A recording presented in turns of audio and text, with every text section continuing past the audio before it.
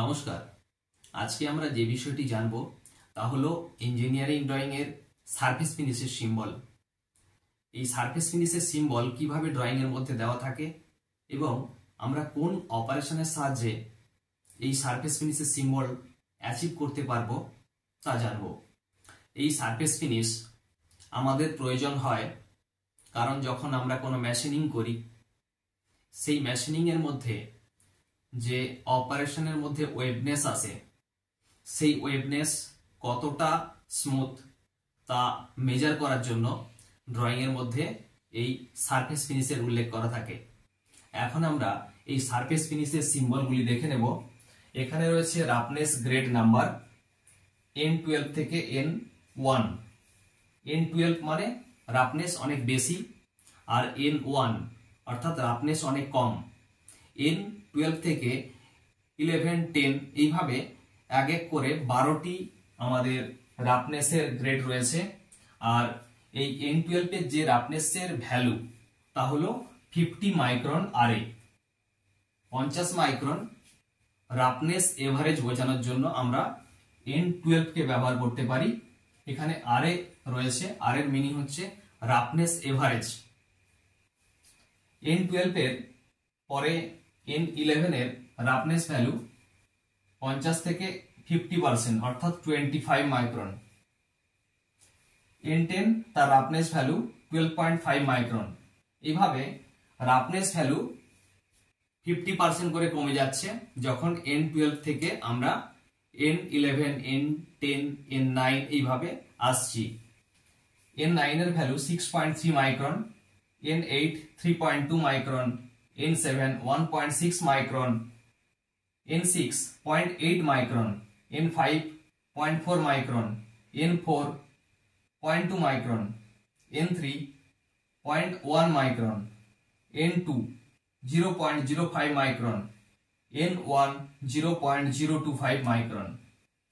এইভাবে ড্রয়িং এ সারফেস ফিনিশের যে রিকোয়ারমেন্ট দেওয়া থাকে তা N12 থেকে N1 এর মধ্যেই থাকে। এই N12 এর যদি রাফনেস ভ্যালু ড্রয়িং এ এইভাবে দেওয়া থাকতে পারে যে সিঙ্গেল ডেল্টা, এর মিনিং কি বোঝায়? N12 থেকে N10 এর মধ্যে যদি সারফেস ফিনিশ থাকে তার জন্য আমরা সিঙ্গেল ডেল্টা ড্রয়িং এ দেওয়া থাকতে পারে। এটি যে কোনো রাফ মেশিনিং এর জন্য আমরা দিয়ে থাকি। Rough machining a single delta আমরা ব্যবহার করব। এরপর যদি সারফেস ফিনিশ আরেকটু বেটার প্রয়োজন হয় তখন আমরা ডবল ডেল্টা ব্যবহার করব, যার রাফনেস ভ্যালু 1.6 মাইক্রন থেকে 6.3 মাইক্রন। এই ডবল ডেল্টা যখন আমরা অ্যাচিভ করি তখন আমরা কোন মেশিনে আমরা ব্যবহার করি? হতে পারে সেটি টার্নিং বা মিলিং, এই ধরনের অপারেশনে আমরা ডবল ডেল্টা মেশিনিং সিম্বল দিয়ে থাকি। এর থেকে যদি সারফেস ফিনিশ আরো বেটার প্রয়োজন হয় তখন ট্রিপল ডেল্টা ড্রয়িং এ দেওয়া থাকে, তার ভ্যালু 0.2 মাইক্রন থেকে 0.8 মাইক্রন। এই 0.2 থেকে 0.8 মাইক্রন অ্যাচিভ করার জন্য আমরা অনেক সময় টার্নিং অ্যাচিভ করতে পারি, কখনো কখনো অ্যাচিভ হয়তো হয় না যে সারফেস ফিনিশ রিকোয়ারমেন্ট রয়েছে। এর জন্য আমরা গ্রাইন্ডিং কে প্রেফার করি। যদি ট্রিপল ডেল্টা আমাদের সারফেস ফিনিশ রিকোয়ারমেন্ট থাকে তাহলে সেটি আমরা গ্রাইন্ডিং অপারেশন করব বা কোনো রিমিং অপারেশনে আমরা করতে পারি মিলিং মেশিনের ক্ষেত্রে। এর থেকেও যদি সারফেস ফিনিশ ভালো প্রয়োজন হয় তার জন্য 4টে ডেল্টা যদি দেওয়া থাকে তার ভ্যালু থাকবে 0.1 মাইক্রন থেকে 0.025 মাইক্রন। এর জন্য আমরা গ্রাইন্ডিং মেশিন বা পলিশিং মেশিন বা হনিং মেশিন এই ধরনের মেশিনে আমরা এই সারফেস ফিনিশকে অ্যাচিভ করি।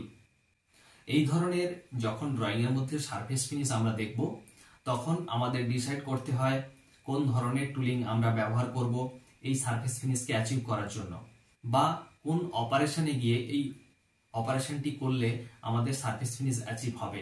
মেশিন সিলেকশন বা অপারেশন বা টুলিং সিলেকশন এই সারফেস ফিনিশের উপর নির্ভর করে আমাদের করতে হয়। আর ভিডিও আপনাদের কেমন লাগছে অবশ্যই জানাবেন। ভালো লাগলে লাইক করবেন, শেয়ার করবেন এবং কমেন্ট করে জানাবেন। আর আপনি যদি এই চ্যানেলে প্রথম এসে থাকেন তাহলে অবশ্যই চ্যানেলটিকে সাবস্ক্রাইব করে নেবেন। আমি এই ধরনের আরো ভিডিও আপনাদের জন্য নিয়ে আসবো। ধন্যবাদ।